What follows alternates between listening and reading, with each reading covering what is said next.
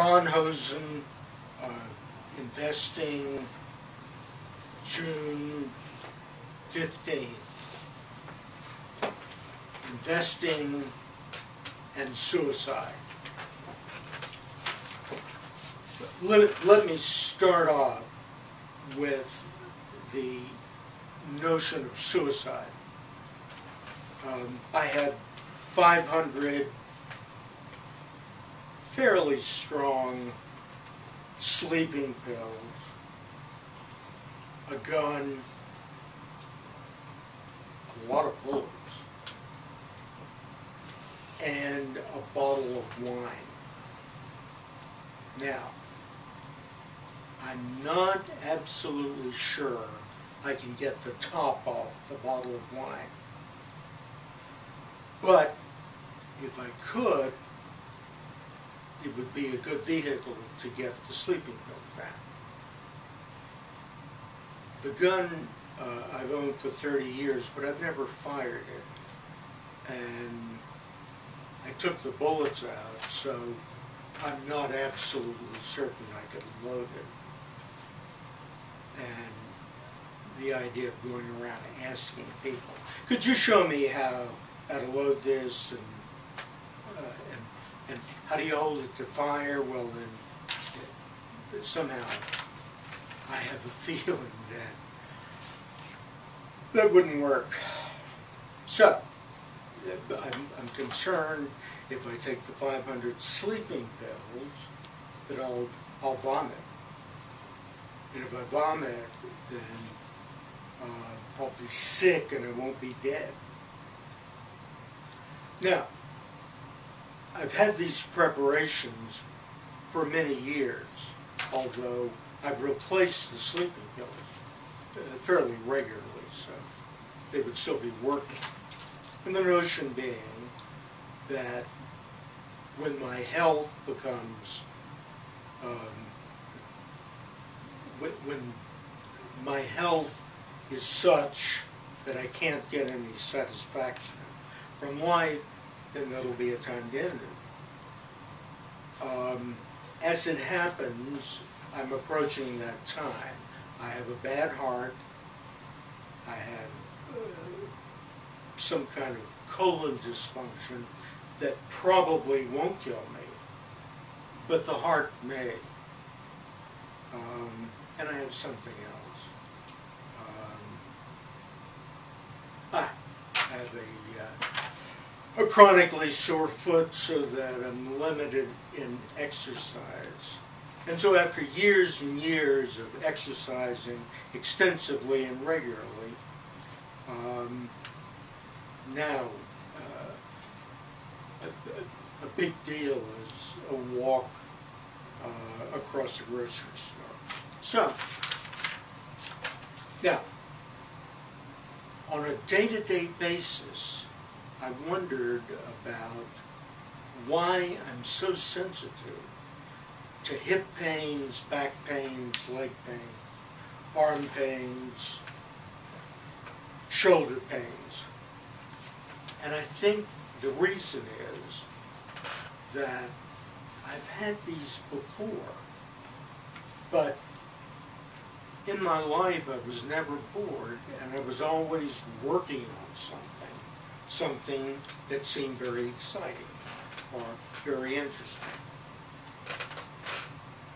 Good enough to keep me alert and expending energy. But now, suddenly when I'm running out of things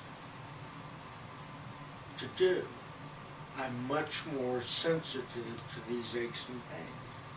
That is, if you don't pay attention to them, you may not notice. But if you don't do anything else, you may pay attention. So, I calculated yesterday that I have enough money to pay my bills for another 12 months if nothing goes wrong. But I have a very sore tooth and a dental bill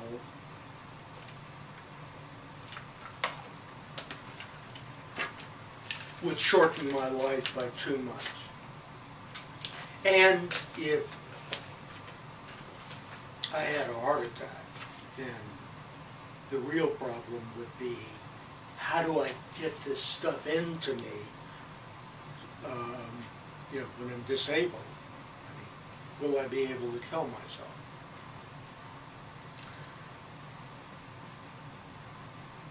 Well, all of this stuff, if you don't run through with rehearsals, stuff like that, it's all pretty theoretical. Plus, I have a cat with whom I have an open relationship. And the cat has always come in and out of the house. Originally came in through a dog door, liked our house, and kept coming back. So we liked the cat and adopted it. But it's always been able to go out at night, and it spends the daytime inside. So that's the nature of the relationship. When it has been cooped up, not permitted to go outside, because it was sick, and at another time because the dog door didn't work properly. He just slept and gained weight. So, essentially, he was telling me that his life wasn't worth living. So, what I'm going to have to do is somehow dispose of the cat. I can't just leave it and have it imprisoned by somebody, or have it try to scratch around for a living. Plus, I'm the only human being it has a relationship with, although it may have relationships with other animals. So, these are the problems coming up. But one problem I didn't expect was, I've been managing my niece's money. That is, she blew through her inheritance. But in 1996, she gave me $50,000, and over the last 14 and a half years, she's taken out $350,000, and still has $200,000. And I'm obligated to manage it for 6 months. But I can't do anything. I can't generate any interest. I can't do any work. I can't do any research. I can't have any fun buying and selling. My reward is that it's my hobby. I'm a selective risk taker, and I'm pitting myself against Wall Street. And I take great pride in my record.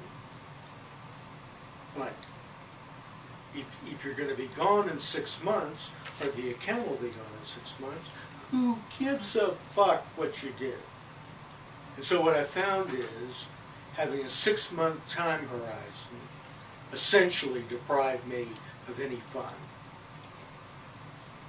So I sold a lot of her stuff. And so right now she's 55% in cash, and the rest in mostly selected energy stocks. Now, it is possible that I would be doing this for another year. I use cable and high-speed internet as important sources of information, and I do the trading on the internet. And if I can't afford this, then there's no sense in my going on. So, what I've learned is, there's no way I can live knowing that I'll have nothing to do in 6 months, or that I'll be dead in 6 months, or that I'll be alive but not have this source of fun. So I decided I would think in terms of living for 1 year. And if I don't have dental surgery, and if my heart doesn't go bad, and if I don't have any other medical conditions other than those that are currently being covered, then, I'll run out of money sometime next spring. Now, if you have a long time horizon,